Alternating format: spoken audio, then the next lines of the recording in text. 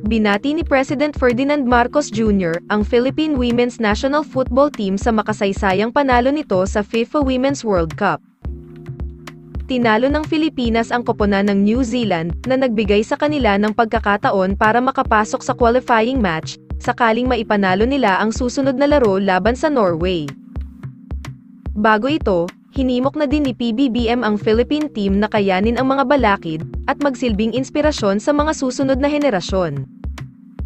Samantala, ayon sa Pangulo, kumikilos na ang mga ahensya ng gobyerno para tulungan ang mga napinsala ng Super Typhoon Egay.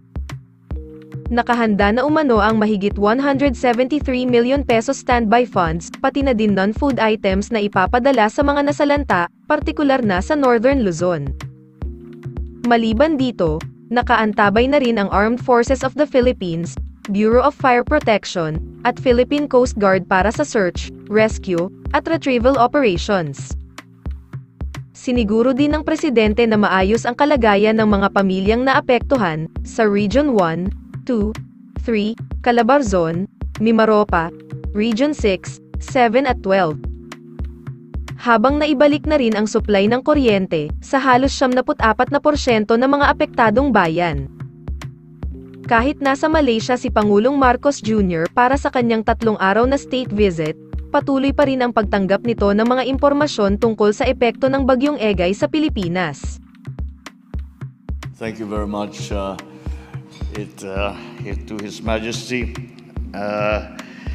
King Al-Sultan Abdullah, Your Majesty, Queen Aziza, of course, our good friend, His Excellency, the Prime Minister,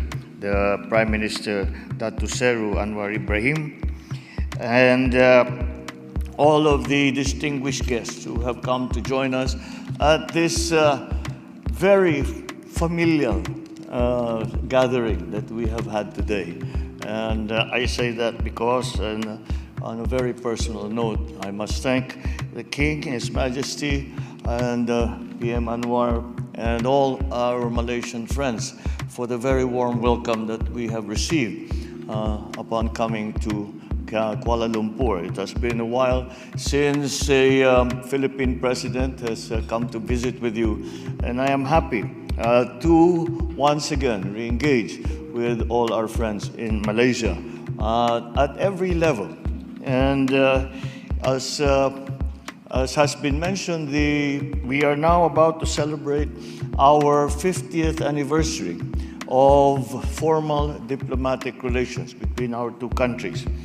But that does not perfectly illustrate what the true relationship is between our two countries, as we have had exchanges, cultural and all other society, before there was a Philippines and before there was a Malaysia.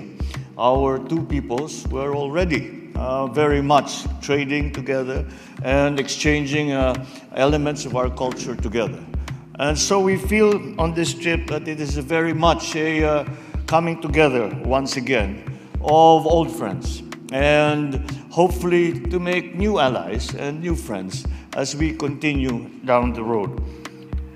I have always been of the belief that in terms of diplomacy, it is not necessarily easy to forecast or to predict where the connections will be made between two countries. Although I can say with some confidence that it is only between Malaysia and the Philippines that we have now invented polo diplomacy. But I think that whatever stars that we have had, whatever beginnings that we have made, they all prove to be of importance to the continuing relationship between Malaysia and the Philippines.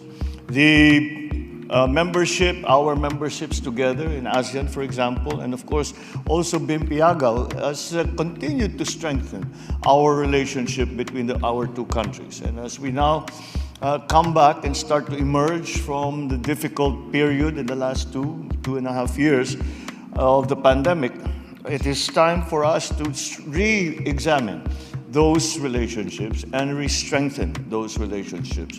And that, for me, is the most important aspect of this visit that I have made to Kuala Lumpur and to Malaysia. I believe that it is a way for us to refocus our efforts together to mutually beneficial effect for our two countries, and to see how we can help one another as we face the post-pandemic future. It is a very different world that we now face than we faced before the pandemic. And sometimes I hear that it is that we need to recover from the effects of the pandemic. And I see it in a very different way. I see that we must recreate ourselves and transform ourselves to enter and be competitive and to be part of the new world order as it is happening and it is forming before us now. And Malaysia, as far as the Philippines is concerned, will play a very large part in that transformation. And that transformation is going to be strengthened and made more stable by these partnerships that we make with each other. And so it becomes more and more important for us that these partnerships that were fostered on a cultural level and on a people-to-people level now continue to be expanded and to be gained, to gain stature in the way that we promote that relationship between our two countries. It is important not only to Malaysia, it is not only important to the Philippines, it is not only important to ASEAN, but it is important to the rest of the world. And that, we hope, is the part that we will play as partners, Malaysia and the Philippines, in the years to come. And to celebrate that hope and to celebrate that aspiration, may I invite you all to rise and to join me in a toast to